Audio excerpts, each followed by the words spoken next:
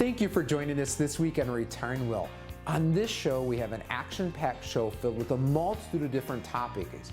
Coming at you first is our spin on the best investments for 2024. Then, joining Jack, we have a special guest that's going to dive into precious metals. This is really interesting, and there's a lot of education to be learned with this topic. Then, estate planning for retirees. We never love planning for our death, but it's something we need to be doing and thinking at early on so you can plan for those loved ones that you're leaving behind. And to wrap the show up, we're going to be talking about long-term investment strategies, stuff that we're in it for the long haul. We want to have success over the long term. All of this and so much more coming up here right now on Retiring Well. Retiring Well, brought to you by Centennial Wealth Advisory, financial advisors specializing in retirement planning and serving all of Northern Michigan. Retiring Well, helping you plan for a successful and comfortable retirement. Retiring Well, plan to retire well. The 10 best investments for 2024. Ready? Don't we see these articles all the time out there and they grab your attention? You click on it maybe if it's online, or you see these headlines and you're thinking this is going to unlock the key to all my financial troubles and I'm going to have this one great investment that's going to be the cure-all solution. Boy, if you found that, let me know, because I don't think it exists for everybody out there.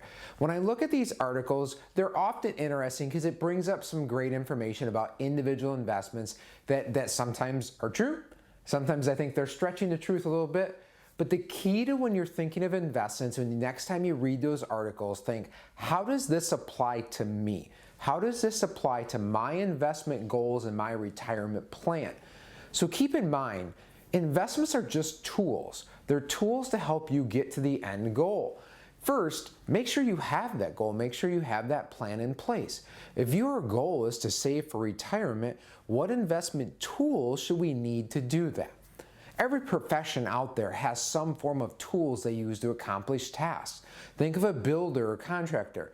They're going to have a tool truck or a tool trailer that has the necessary tools to build a wall, to hang drywall, to do electrical if that's what they do, right? There's specific tools to the trades that work better than others when we're trying to do that. If you're trying to drive home a nail through a piece of wood, are you going to use a wrench? A hammer probably works a little bit better in that circumstance. And the same thing comes to investments. When I think of investments, right now, tech, AI has dominated the headlines, right? They've been the attractive things out there. Does that fit in your portfolio? That may be the best for somebody, but that may be too much risk for what you're willing to do.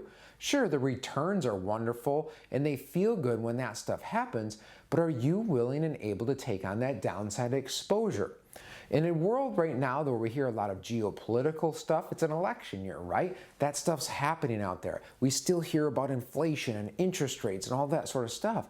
It creates uncertainty in the market, so other things are affected by that. So maybe you want to look at some other things that sometimes can be hedges against that. Maybe commodities, think precious metals, crude oil, agriculture futures, copper, stuff like that. That may be that. But again, does that fit into your portfolio, into your retirement plan? All these things are part of it.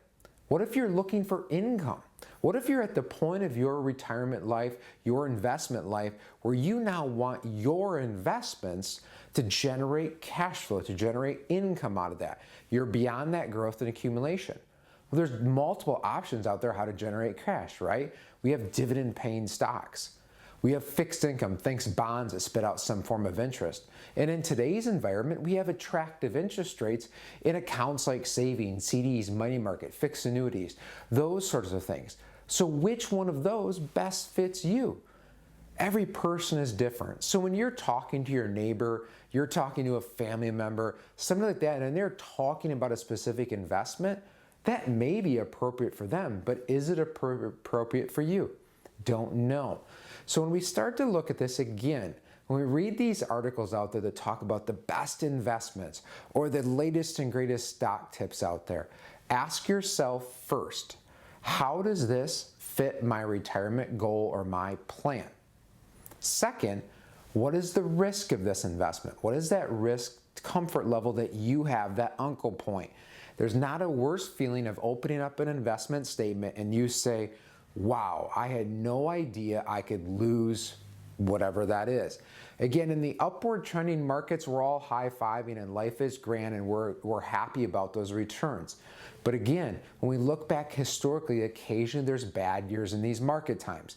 And even the best investments can potentially lose money. And again, is it inside your comfort zone? I'm repeating this over and over again because you have to understand this. Make sure you understand what you have, why you have it, and its advantages and disadvantages to your account. If you're not sure what you have, this is a great time to reevaluate that. Open up that statement. If you're not sure what each of those things are in your portfolio and how it directly matches up with your retirement plan, give us a call. We'd love to walk through that with you and make sure your path is clear so you can have a confident retire and plan to retire well.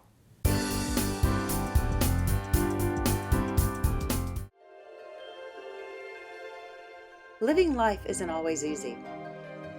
It puts up challenges and obstacles you'll have to overcome. There are responsibilities. You put in effort to provide and take care of your family, and to save and invest, to balance work and life. Planning is the first step to succeeding. Plan to retire well.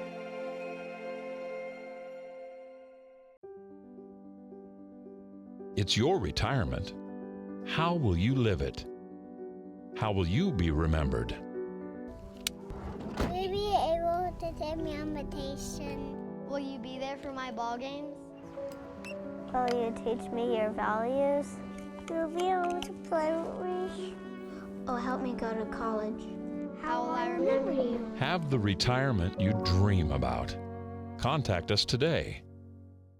At Centennial Wealth Advisory, we take a holistic approach to your retirement planning. So it's not just looking at what your investments are, but what is that long-term income plan for the next 30, 40 years of your retirement? What about taxes and what role they play in your retirement plan? Estate planning, what about life insurance, health insurance planning, all key areas to consider when looking at your retirement. So please visit our website or call the number on the screen. We'd love the opportunity to sit down with you for a no-cost, no-obligation visit. Hey, welcome to this segment on investing in precious metals. I'm really excited to bring on a special guest here in Jason Nichols from Wexford Jewelers. And so Jason, what got you into the field of what you do now? Gold and silver, shiny things, and I think everybody's kind of attracted to that. Plus, the business that we're in, they tied hand in hand. Nice. Yeah. And how did you end up going from where you were at to actually being the one that has to figure all of this stuff out? Sure. So we had clients come in and they would want to sell precious metals, and I had no idea what I was doing. And in the beginning, I even melted some very valuable things down that should have never been melted down. So I had a guy come in and he taught me a few things and helped me learn my lessons, and it was kind of history ever since. That's awesome. And so, I know we get fielded questions quite a bit on, hey, who should be investing in gold and silver or precious metals? Yeah. I would say, everybody should probably think about it at least. You guys deal with diversifying and putting different eggs in different baskets. And gold, silver is that same thing. People might think it's too expensive, but it's really not. It's very affordable. I have clients that come in and buy $10 at a time, $30 at a time. And it works for them. Yeah. And then what's like the most you've ever had? Ooh, the biggest sale I've ever done was a little over $100,000 at one time. Yeah. And so how do you know that when you're buying it, that you're buying it at the right price and from the right location? Can you speak to that at all? Sure. Yeah, we have a lot of clients come in and, they bought something online or they bought something on television. It's not fake or bad, but you usually pay more premium because online, they have bigger bills to pay. So we always recommend, go to a local store right down the road or as close as you can get. And they're usually more than happy to educate you and show you physically what you're looking at, what you want to buy, what to look out for, those sort of things. Awesome. So let's see, I think it was 2007, and I watched one of those infomercials about, hey, you should buy some gold coins, diversify. And so I took it upon myself to do such. Okay. Yep. So this is before I knew anything. Yeah. And so I bought these uncirculated, gold coins, dollar Washingtons, and my wife gave me a hard time. She said, why are you spending more than $1 to buy $1? Yeah. And so I'm dying to know, was that a good decision 17 years ago, or, and what do I do with them now? Well, unfortunately, right now they're worth $1. They might be worth a little more 50 years down the road, but you got to watch out for language. Gold dollar. Okay. You think in your head gold. Yes. It's not gold. It is $1. It's a gold-colored dollar. Okay. I bought plenty of fake silver. It will say 1 troy ounce, 100 mils. What that means is there's a little plating of silver on there, and it is an ounce, but it's an ounce of brass or copper or something. So that's why it's always good to go to someone local who can say this is a 1 ounce silver coin. Awesome. Now, how do they know that they can trust you? Like, what kind of questions might they ask, or what kind of feelings might you want to impart that their gut is saying, "Yep, I can trust this person"? Sure. Like, and what are good questions that they might ask to better ascertain that? Yeah. Anybody worth doing business with, I think, is going to be completely transparent with you. Okay. You come into the store, I'll tell you, I may not give you the best price on this gold ounce because it's worth more to a coin dealer who has different clientele for it. I just don't have clients for those fancier coins. I have clientele for people who want gold and silver for a good, affordable price. So it's always good to ask, is there a better price somewhere? It's not insulting, it's the truth. And just be open and honest. Look for somebody who's just going to be straightforward and open and honest with you. Awesome. Yeah. Because, in our field, people will meet with us and they might be an hour and a half into their relationship and they're like, yep, here's my life savings. That's not a long time to make a decision on whether you should trust somebody. So I think, what drew me to you is when I went in and I just started asking questions, just your transparency and your willingness to teach. You had the heart of a teacher. And so I really appreciated that. So, and you just start figuring it out, right? You start figuring it out. It's trial and error. You start with maybe something expensive, you start with something cheap, and you might learn a hard lesson, you might not. But to have people that come alongside you, especially local business owners, is a huge help. Awesome. Yeah. And if they were going to want to reach out and ask you some questions, so you have some good contact information for them? Absolutely. Yep. You can call us, Wexford Jewelers in Cadillac, 231-775-1289. And again, if you're looking for something special that I can't help you with, we know many places local, Traverse City, Clare, that will more than be able to help you out. Awesome. Well, thank you so much for your time, for being on here. And I hope you found that helpful, that you have a local connection of somebody that you can sit down across the aisle from and have a face-to-face meeting. So I hope you enjoyed this episode.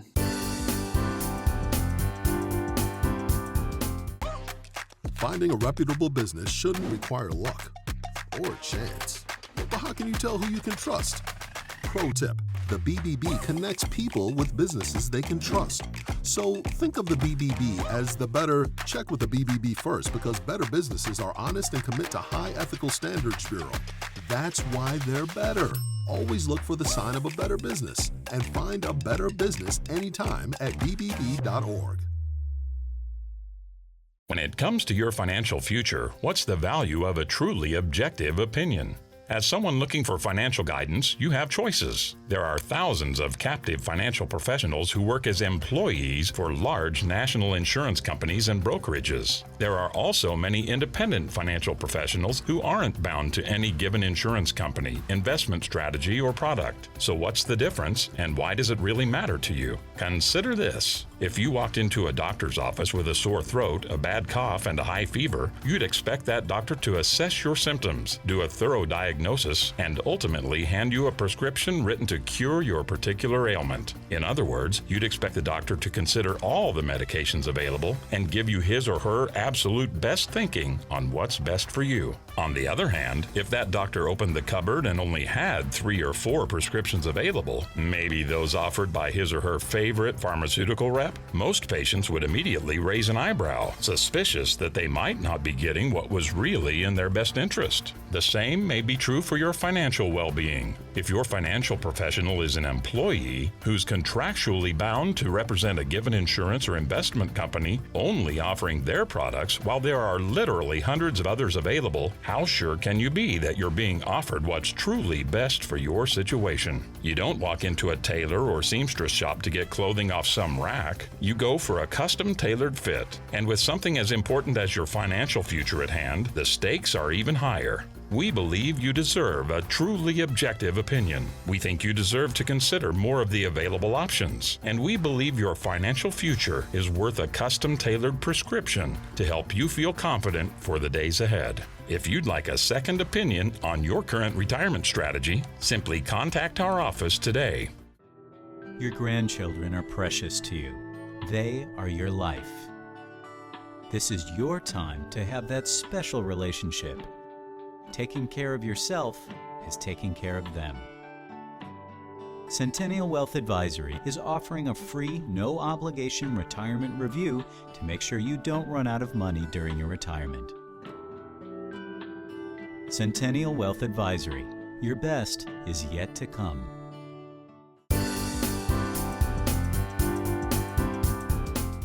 Estate planning is one of those areas in retirement that, in my opinion, is probably one of the most overlooked areas, but probably one of the most important things to be considering. And as we start to move into retirement, it's really worth revisiting some of these documents that we have in place. So there's really 5 main types of estate planning documents that we'll want to go through. So starting with our powers of attorney, so there's 2 types. We have financial and we have healthcare. We have wills, ladybird deeds, and then our trusts. So I'm going to go a little bit deeper into each of those. So starting with our powers of attorney, these are really where we're allowing people to make our financial and medical decisions if we're in a position where we're not able to, such as like in a coma. What's important though is as we get older, we need to be reviewing who we put in charge of these different areas. So as an example, when I set my healthcare power of attorney up a few years ago, I named my brother. You know, we've had a 34-year relationship together. I thought he's probably the best person to be able to make those decisions objectively, knowing my values, beliefs, and those sorts of things.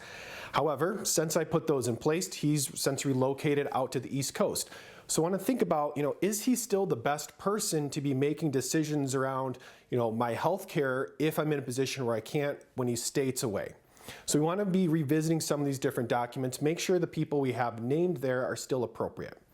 Wills are a great thing that we have when we're younger to name guardianship for our kids. But as we get older, we want to think about, is a will still enough? A will, in my opinion, is just a ticket to probate court. It doesn't avoid that probate process. It makes the process certainly easier for our heirs, but with that, it's still contestable and it's still a public hearing.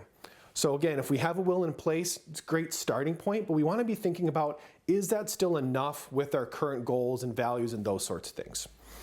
Ladybird deeds are a document that really become a lot more popular over the years. Very useful tool when we're thinking about Medicaid spend down rules for long-term care type scenarios. So if that's something you have in place, making sure that's still up to date with current laws, or depending around concerns with long-term care, you might want to revisit and see if that's a document you should have in place. And lastly, trusts. Trusts are one of the areas that I think get a bad reputation. We often think they're only for just these high net worth or ultra high net worth families. That couldn't be further from the truth. When we look at trust, there's tons of different types of trust out there. When I think about a trust though, the key is that we often think when we pass away, our financial life ends. A trust allows our financial life to continue past our death. It allows us to have a lot of control over our assets and a lot of protection. So if we have young heirs, as an example, we're concerned that maybe they might be going through a divorce down the road or could be subject to some sort of litigation or lawsuit, a trust will allow us to protect those assets. It also allows us to name specific language around distributions.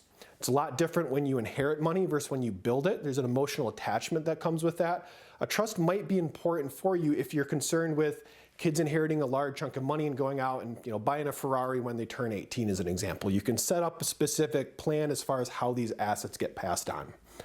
So those are the main types of documents we want to be looking at. But as if with anything, we want to be focusing on kind of the bigger picture plan. So we want to look at the documents, but also what can we be doing today proactively to help from an estate planning perspective. So looking at things like life insurance or long-term care. We've talked about this in past episodes. You get a lot of leverage, you get a lot of protection, can offer a lot of liquidity between how these different things are set up. Depending on what we're trying to do though, that might gauge us in a different direction on how we set up those estate planning documents. As an example, if we're concerned with potentially estate tax laws changing down the road and we want to remove money from our estate, we might set up something called an ILIT, an irrevocable life insurance trust. So if we're going down that road, those two things are working together and we want to make sure they're set up in conjunction with each other. Looking at things like Roth conversions, great estate planning tactic to help reduce the tax burden to heirs. Also thinking about gifting versus maybe doing QCDs to help minimize that tax burden, again, not only to us, but also to our heirs down the road. Also thinking about like Social Security and pension elections. These are irrevocable decisions. Depending on how we set these up, have a direct impact to our heirs. And that can, of course, then build into life insurance, long-term care, all of these other things. So when you're starting to do these planning techniques, as you pull on one string, it certainly affects something on the other side. So we want to start with the plan, and then as we're working through these different areas, we'll start to build into some of these other estate planning documents. But as a whole, as you get prepared for retirement and move into retirement, we want to be working on a plan, and then from that plan, we want to start to visit these different estate planning documents and make sure everything is set up in place and working in one cohesive plan together.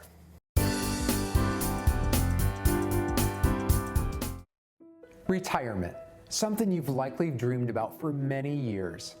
Maybe you're approaching it here very soon or just recently retired. This is just for you then. Here at Centennial Wealth Advisory, we've created a retirement roadmap. Retirement is filled with many choices. What are you going to do with the grandkids? What trips you're going to go on? But first, we need to map out what this plan looks like. Where is the income going to come from? What investments is going to match up to produce that income? How are taxes going to look, and is there something that can be done to improve the situation today and for years down the road? Estate planning.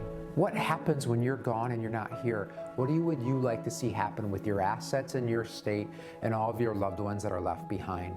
Healthcare. All the different options that exist out there and how different levels of income may dictate how much you're paying for your healthcare. Putting all those things together in a roadmap is a vital thing to retirement success. And not only that, but the confidence that you can go into that knowing you have a plan in place that allows you to enact all these dreams that you've had over the years. Simply go to our website at cen-wealth.com and there's an area to click on to sign up for this retirement roadmap. You'll get instant download and you can watch it right away. And the beautiful thing is it asks just a couple questions and it hones in it and customizes it just for you and your particular situation.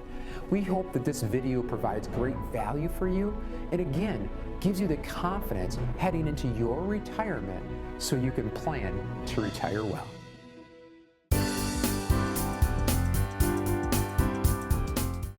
All right, let's talk about 8 different strategies for long-term investing that really work, okay? The big key word there is long-term, okay? These are things that you stick with for the duration of your investing time, okay? The first one is gonna be start early. Yes, get started, but start as early as possible. The magic of compounding is just amazing. Take for an example, you got a person that's investing, okay? They start at age 25 and go for the next 10 years until age 35. Let's say they put away $200 a month with an average rate of return of 7%. By the time they reach retirement age of 65, they're going to have north of $300,000 saved for retirement. Just in those 10 years of investing there and stashing money away, okay? Now let's do the flip side. Let's say that that person didn't start at 25, but waited until age 35, still did $200 a month, but continued that on until reaching age 65 with that 7% rate of return. Guess how much he'd have if he waited that 10 years before investing? He'd only have $245,000 roughly saved for retirement at age 65. So you can see there, that's a huge difference between, okay, just investing for 10 years versus starting 10 years later and having to invest until you retire at age 65. That's a big difference. So it just really pays to start early. Okay, next up would be to diversify far and wide. What does that mean? Well, you know, everybody's kind of familiar with stocks, bonds, and mutual funds, but what about the different types of investments that are out there? Whether it's ETFs, annuities, treasuries, I mean, there's so many different investment tools out there. Make sure that you're investing for the long term, but very well diversified as well. Don't just stick with stocks, bonds, and mutual funds. Look at all the different options that are out there. Number 3, stay invested. I think Dave Ramsey was the one that said it best when he said, the only people that usually get hurt on a roller coaster are the ones that jump off, right? And that's so, it just applies perfectly to the investing world, because you know the market is going to go up and down.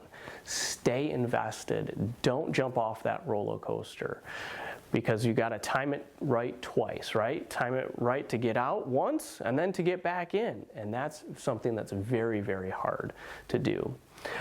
Next one is make sure that you're sticking to your different asset allocations, okay? You know, oftentimes we have clients where they've got a certain portion in stocks, a certain portion in bonds, annuities, and so forth. You know, you don't want to make those emotional knee-jerk decisions to get out of one asset allocation because maybe the other one's doing well and so forth. That again boils down to timing, trying to time the market, and that is so hard to do. Up next, be the Goldilocks of cash. What does that mean, right? It means to have some sort of money set aside, whether it's in cash or a safe short duration bond mix that you can draw from in times of market turmoil. Okay, so this should give you a little bit of peace of mind knowing, hey, I've got this portion set back in cash that I can use to take money from if the market's in a down position or, you know, going through that turmoil, right? So it provides that peace of mind. Also, another one, don't forget about taxes. Okay, you've got that partner in your retirement accounts, the IRS, Uncle Sam. They want their cut, okay? Make sure that you're planning for that. Where are tax rates going to be 10, 15, 20 years down the road? These are something you should be paying attention to and meeting with your financial advisor or your accountant on an annual basis to determine what you can do within your retirement planning strategy to minimize taxes and get Uncle Sam out of your pocket as soon as possible. Number 7, keep costs low by using ETF indexing strategies, okay? So this is awesome because, you know, typically there's no front-end loads or back-end loads when you're investing in different indexes or ETFs. They also offer you some diversification because within those ETFs you can track different sectors of the market. So not only is it low cost, but it's also helping with that diversification. And then finally, number 8, make sure that you're diversifying your income streams as well. So don't put all of your retirement assets into those retirement accounts or pre-tax accounts. Look at Roth accounts as well, and maybe just a normal brokerage account too, because as you get closer out to retirement, you're going to want different income streams, right? And you don't want it all to be taxable. So make sure you're taking a look at that as well. All right, if you have any questions on long-term investing strategies, please don't hesitate to reach out, and don't forget to follow us on YouTube as well.